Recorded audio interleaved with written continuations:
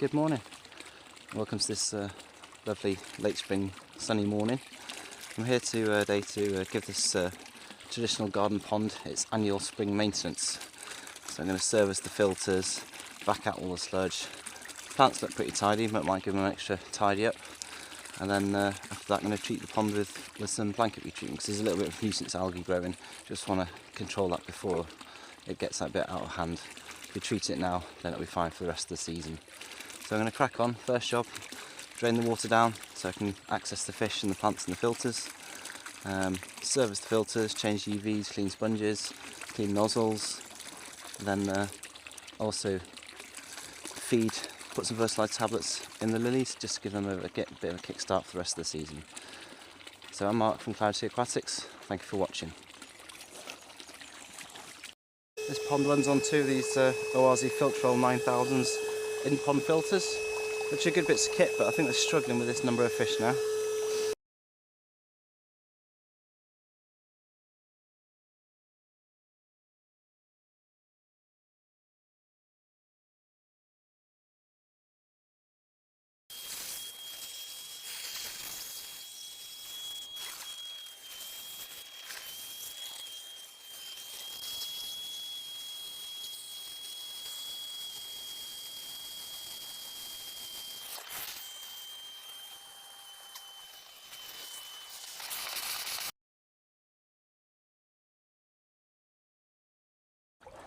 The thing I do when the pond's empty, so this lily's doing okay, but it could do with a bit of a boost.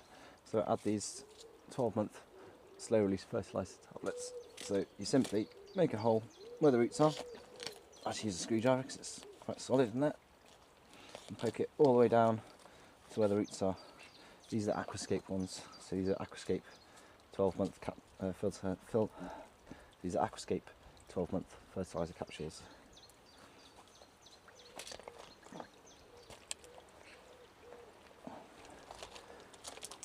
So the outer case of this is water soluble, and the little pellets slowly release their nutrients. Okay, so these are oase filter clear 9000s. They come in various sizes, but I think this is the largest size. They're a really good little in-pool filter.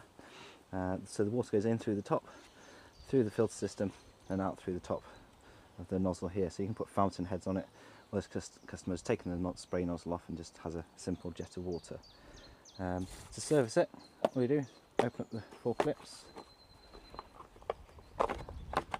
As you can see, there's a lot of blanketweed in this pond, so this needs a good clean. Then there's a couple of layers of sponges. So this works biologically and mechanically, so it sieves out the muck and also gives a big surface area for the bacteria to live on. And there's a final one. There's this ceramic filter media, which is very porous, got a big surface area. So I'm not going to give that too much of a clean because that's got lots of bacteria in it. I want to keep hold of that. So inside, you can see this is the pump. Water gets sucked in here, goes into this section. This has got the ultraviolet unit in it, and the water comes out the top. So we need to take this part off, clean the impeller in the pump, which is very important to do, and replace the UV bulb. So start off with the pump. That comes off there. It's all connected together, and this is the front, so the water gets sucked in at the front. Gently take this off, and this is the impeller. So the impeller sits on this ceramic shaft, which is a little bit fragile, so you need to be careful with that.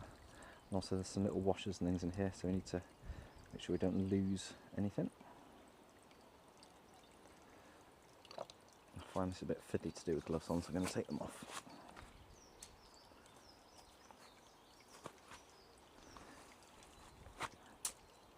So you can see a little bit of gunge has built up around there, so I'm just going to take that off.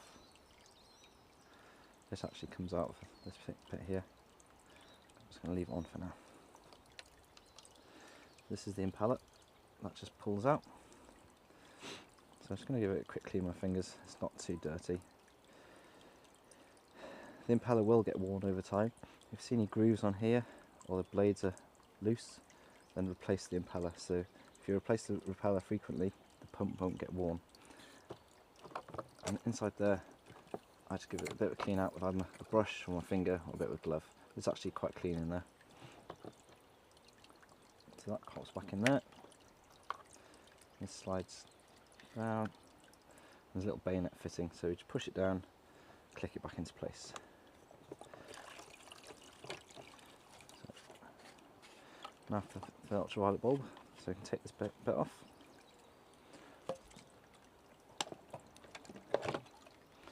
See, there's a little emblem there, so it's locked there, open here. So you just click it, I'll rotate it, and then gently prise it open. So that'll expose the ultraviolet bulb in there. That's quite clean inside there, so we don't need to do much with that one. With the bulb, it's got a bit of grime on the outside of this. So I just get my gloves because they're quite rough, and normally we'll clean that build-up of dirt off the bulb, off the quartz sleeve. The quartz sleeve's quite fragile, so try not to damage it.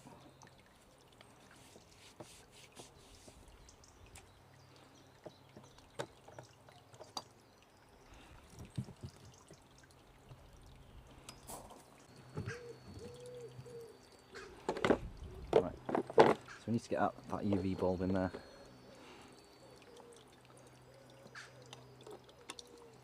I'm just going to unscrew it. I'll unscrew the safety nut.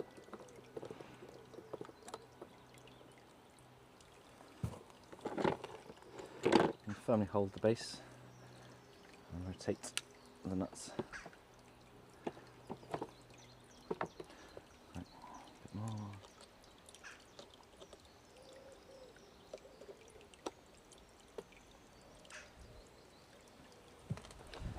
So just hold the base.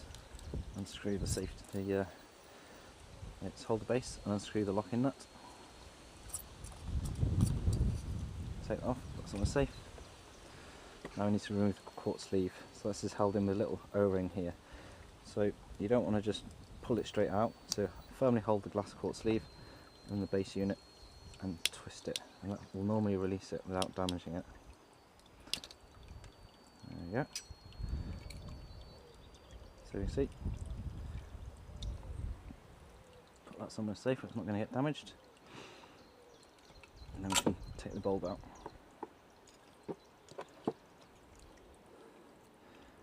Take these little two parts off it. It's a little stainless steel shield, and this just stops the bulb from rattling around in the glass sleeve.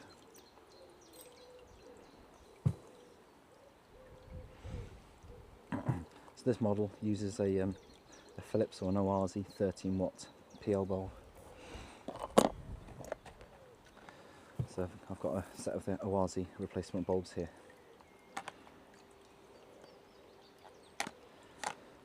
On the box it says the bulb will last for 8,000 hours, but generally I replace these bulbs every springtime when it comes to a spring service.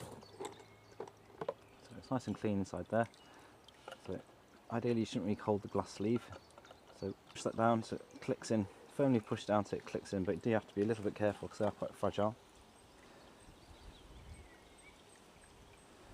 So this is quartz sleeve, this is a little O-ring, so that should sit right down at the bottom there. You can add a little bit of silicone grease if you need to. This is still quite clean and still quite well lubricated. So this next part is this little shield. I think this protects the filter part from the UV light, and this one just sits over the end. Next part is the quartz sleeve. That slides down, so just firmly push that into place. I just like to push the seal down, and now the locking nut. Slide straight over and tighten it up clockwise.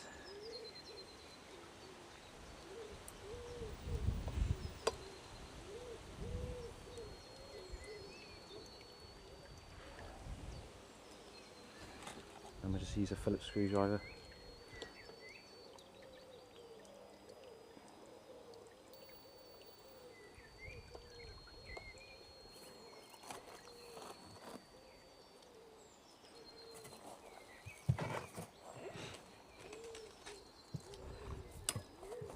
So now we can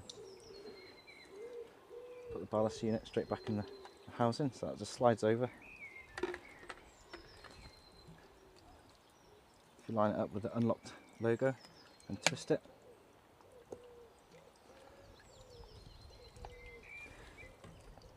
that's a good time to screw the pump back in.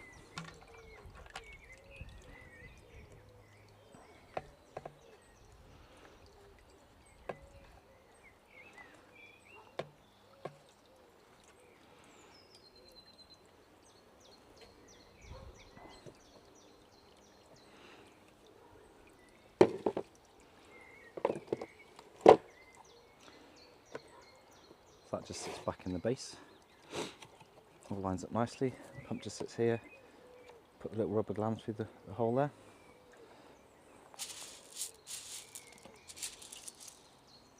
Right, just going to give the sponges and cleaning water from the pond. So at the reassembly stage now, so I've changed the ultraviolet bulb, cleaned the inside of the pump and the impeller, cleaned out the nozzle from the fountain. So first of all, ceramic media, pop that back in. So all the sponges and ceramic media, I've cleaned in water that's come from the fish pond, because we don't want to lose a lot of that beneficial bacteria that's on there. And they look quite clean now, but they don't need to be absolutely spotless. We just want to get rid of the sediment off the sponges. Ceramic media first. These two little guards go there. This bit just sits neatly on here, like this. At this stage, what I like to do is add some biological filter start. So this one is Evolution Aqua Pure Pond.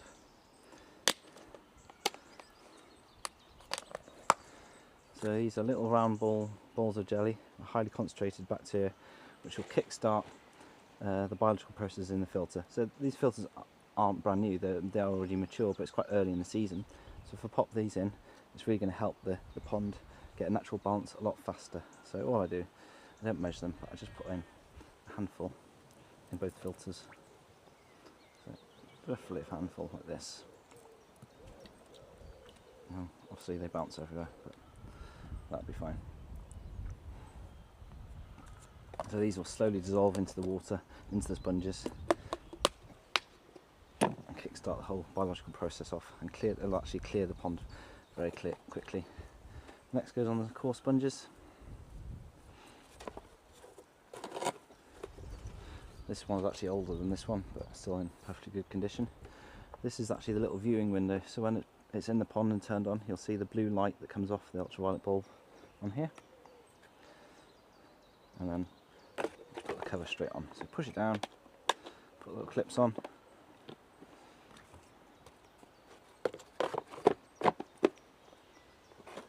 All done.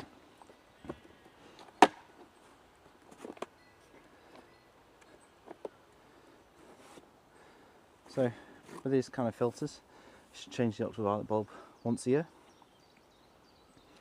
Then give regular maintenance to the sponges periodically, whenever they need it really. So the more fish you have, the more gunging sludge will be caught by the sponges. So I'd recommend on a pond which has got quite a lot of fish in it for its size, then probably every couple of weeks you're probably going to need to take this out, give the sponges a quick clean, then pop it back in. If it's a wildlife pond, there's not too much sediment and gunge in there, you might get away with every 2 or 3 months, but you kind of just need to keep an eye on it really. If this gets covered with algae or leaves, give it a clean out. If you see the flow rate slow down, it means either the pump's blocked or the sponges are blocked. So that's a very good indicator that it needs cleaning. You should never really run a pump or filter for a long time which is blocked, because it will damage and wear the pump and even completely destroy it. Right, these are both ready to go back in the pond now, and the fish can go in shortly after. So there's lots of different in-pool filters on the market. I think ours maybe being the original ones. I really like them because I can always get spares for them, and they're very simple to service. These little clips never really go wrong. I think this one is actually probably about 8 years old, and this one's probably about 3 years old. So they're pretty reliable, and as long as they're serviced properly, then they'll last for a long time.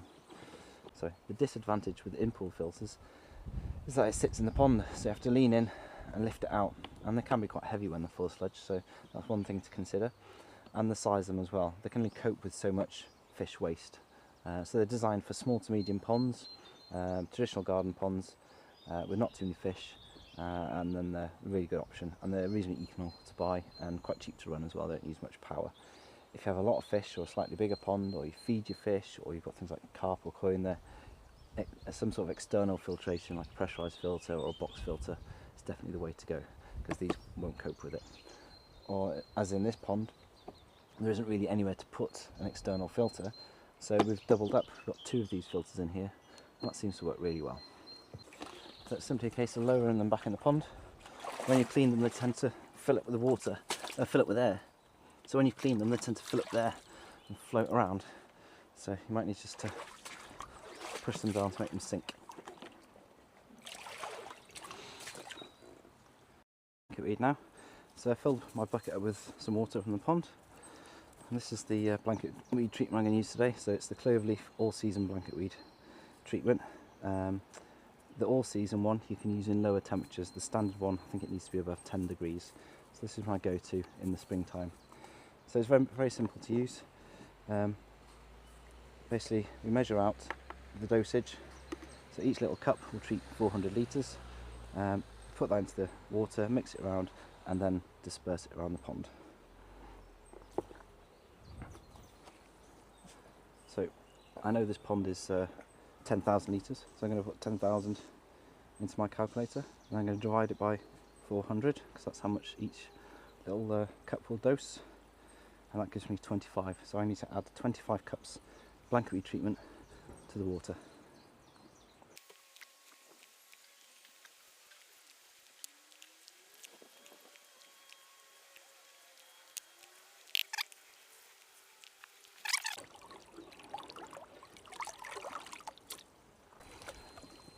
So what I'm going to simply do, disperse it all the way around the pond.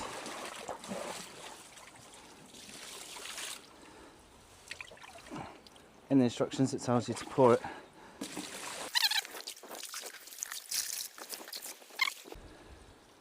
so this treatment is completely safe for fish and wildlife as long as you follow the instructions.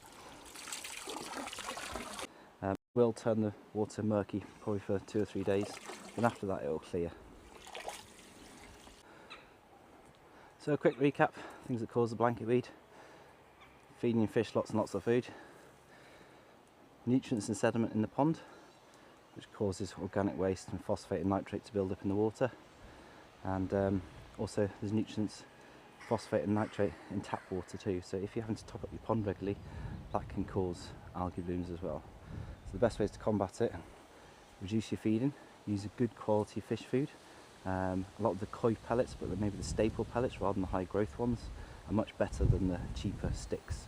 It looks really economical to buy the massive bags of pond sticks, but they're full of fill, and they'll basically clog up your pond and cause nuisance algae quite quickly. If you use the best quality food, the whole system's a lot cleaner, you'll clean your filters less, and you will see a noticeable difference. So you can use phosphate removers on your hose that supplies the water to the pond. That's another good way to remove nitrate and phosphate. If you found the video useful, informative, or just entertaining, please like and subscribe. It really helps us.